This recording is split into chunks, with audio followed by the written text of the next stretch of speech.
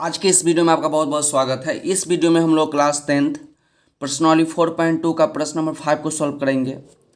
प्रश्न नंबर 5 में आपको दिया गया है कि एक समकोण त्रिभुज की ऊंचाई इसके आधार से 7 सेंटीमीटर कम है।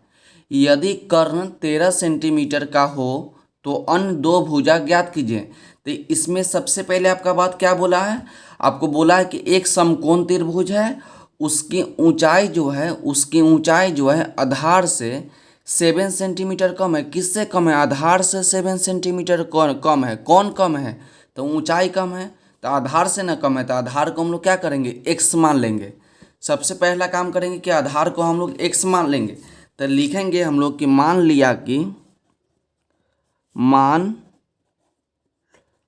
लिया कि समकोण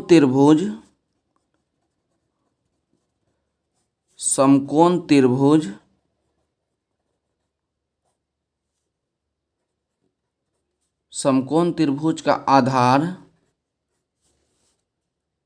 बराबर x सेंटीमीटर। क्या किए कि समकोण त्रिभुज का आधार को हम लोग x सेंटीमीटर मान लिए। उसके बाद इसका ऊंचाई क्या लिखेंगे कि समकोण त्रिभुज का ऊंचाई। तो ऊंचाई आपका क्या होगा? ऊंचाई आपका क्या बोलेगा?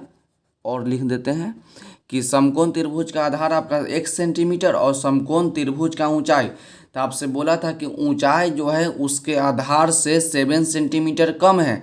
आधार से 7 सेंटीमीटर कम है, तो आधार कितना है? आधार x है, तो 7 सेंटीमीटर कम है, तो इसमें से कम है तो 7 घटा दीजिए, तो x माइनस 7 सेंटीमीटर हो गया। आधार आपका 1 सेंटीमीटर हो गया और ऊंचाई आपका क्या है? आधार से, तो आधार आपका x, तो आधार से 7 सेंटीमीटर कम है तो घटा दिए, तो x माइनस 7 सेंटीमीटर। उसके बाद बोला कि यदि कर्ण 13 सेंटीमीटर का हो, तो कर्ण क्या दिया गया है? कर्ण आपको दिया गया है कि 13 सेंटीमीटर है। तो हम लोग आधार, ऊंचाई और कर्ण में एक रिलेशन जानते हैं। तो इसके लिए सबसे पहले हम लोग एक समकोण त्रिभुज बनाते हैं। समकोण त्रिभुज बना लिए। ए बी सी आपका क्या है? ए बी सी आपका समकोण त्रिभुज है। ई आपका ए बी आपका लंब हो जाएगा, ए बी आपका लंब है, और बी सी आपका क्या है? बी सी आपका आधार है, बी सी आपका आधार, और ए सी आपका कर्ण है। तो प्रश्न में आपको क्या दिया है कि आधार आपका x है, तो आधार x आ गया, और लंब कितना है? लंब आपका, लंब बोलिए या ऊंचाई बोलिए, एक ही बात है। तो आपका ऊंचाई हो जाएगा x माइनस 7 सेंटीमीटर, तो x माइनस 7 हो जाएगा। और कर्ण कितना है आपका? 13 सेंटीमीटर हो जाएगा, 13 सेंटीमीटर लगा दीजिए। तो कर्ण, लंब और आधार में एक हम लोग रिलेशन जानते हैं जिसको हम लोग पाइथागोरस प्रमेय बोलते हैं। तो लिखेंगे हम लोग क्या कि पाइथागोरस प्रमेय से। तो पाइथागोरस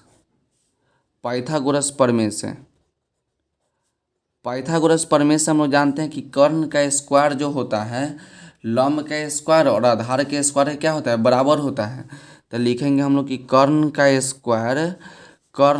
स्क्वायर बराबर लंब का स्क्वायर प्लस आधार का स्क्वायर। पाइथागोरस प्रमेय से हम लोग जानते हैं कि कर्ण का स्क्वायर बराबर लंब का स्क्वायर प्लस आधार का स्क्वायर। तक कर्ण कितना है आपका? 13 है, तो 13 का स्क्वायर लगा दीजिए, मात्रक हम लोग बाद में लगा देंगे।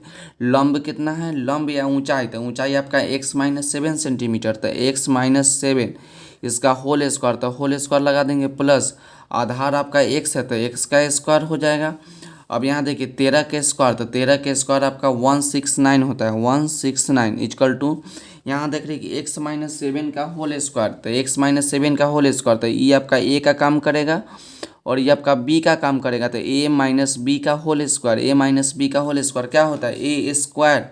तो a स्क्वायर कीजिए, उसके बाद माइनस 2ab, तो 2a, तो a के जबर कितना x, b, तो b के जबर आपका 7, तो a square minus 2ab plus B square, plus b के जबर कितना 7, तो 7 का स्क्वायर, अब प्लस एक्स स्क्वायर है तो एक्स स्क्वायर लिख दीजिए। उसके बाद क्या करते हैं कि 169 equal to X square minus 7 को 2 से कीजिएगा तो 14x, प्लस में 7 का स्क्वायर 49, अब प्लस में एक्स स्क्वायर। क्या करते हैं कि 169 इक्वल टू एक्स स्क्वायर अब प्लस एक्स स्क्वायर, तो आप कितना हो जाएगा 2x स्क्वायर माइनस में आपका 14x और प्लस में आपका 49। अब हम लोग अब 169 के इक्वल टू को उधर ले जाएंगे, तो पहले इधर जो है उसको लिख लेते हैं। तो 2x² आपका लिखा जाएगा, उसके बाद माइनस में आपका 14x और प्लस में आपका 49, और देख इसको ले जाएगा तो माइनस में आपका 169 इक्वल टू इधर क्या बच गया, 0 बच गया, तो 0 लिख दीजिए। उसके बाद 2x² और माइनस में 14x अब प्लस 49 और माइनस में 169, तो आपका माइनस में 120 आ जाएगा, मतलब 120 इक्वल टू 0। अब इसमें से क्या करते हैं, इसमें से हम लोग 2 कॉमन ले लेते हैं। जब 2 कॉमन लीजिएगा तो यहाँ पर ये आपका बच जाएगा x² माइनस में 7x और माइनस में 7x और माइनस में आपका हो जाएगा 60 हो जाएगा इक्वल टू 0। अब देखिए 2 आपका क्या है, 2 आपका इनटू में है, तो 2 आपका डिवाइड के रूप में जाएगा, तो x² minus 7x minus 60 equal to, देखिए आपका 2 इंटू में तो डिवाइड में आएगा, तो 0/2 क्या हो जाएगा, 0/2। तो 0 में किसी भी संख्या से भाग लगाइएगा तो 0 आएगा, हमेशा याद रखिएगा कि 0 में किसी भी संख्या से भाग लगाइएगा तो कितना आएगा, 0 आएगा। तो इसलिए यहाँ पे डायरेक्ट हम लोग 0 लिख देते हैं। अब आपका x² माइनस 7x माइनस 60 क्या है, आपका गुणनखंड आ गया।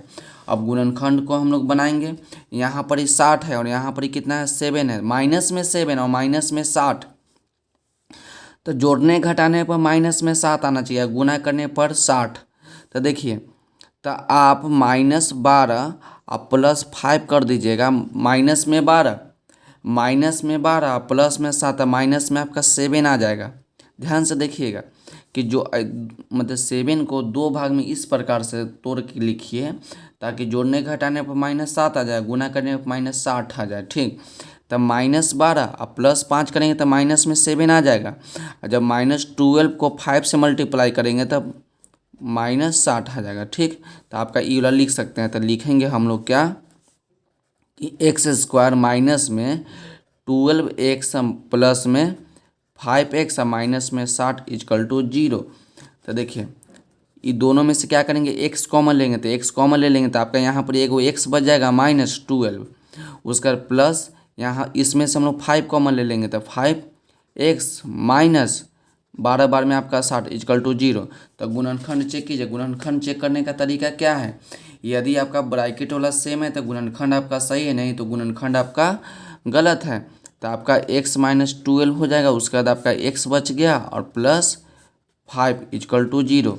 एक बार इतना बराबर 0 और एक बार इतना बराबर 0, तो x -12 इक्वल टू 0 और x + 5 इक्वल टू 0।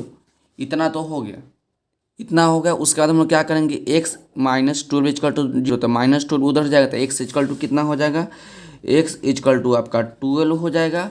और इसको जब हम सॉल्व करेंगे तो x इक्वल टू प्लस में 5 तो होने जाएगा, तो माइनस में 5, तो x इक्वल टू -5। तो अब देखिए कि x हम लोग किसको लेट किए हैं, x किसको लेट किए हैं, x हम लोग लेट किए हैं समकोण त्रिभुज के आधार को। तो आधार आपका 1 सेंटीमीटर। तो आधार कभी याद रखिए कि आधार कभी भी माइनस में नहीं हो सकता है। आधार लंब कर्ण ये सब कभी माइनस में नहीं होता है। तो ये आपका क्या हुआ, ये आपका गलत हो जाएगा। इसको लिख देते हैं कि संभव नहीं है। तो इसलिए x का मान कितना हो जाएगा, x का मान आपका 12 हो जाएगा। तो x किसको में लेट किए हैं, तो समकोण त्रिभुज के आधार के। तो आधार बराबर कितना हो जाएगा, आधार बराबर हो जाएगा आपका 1 सेंटीमीटर लेट किए हैं, तो आपका x का मान कितना 12, तो 12 सेंटीमीटर।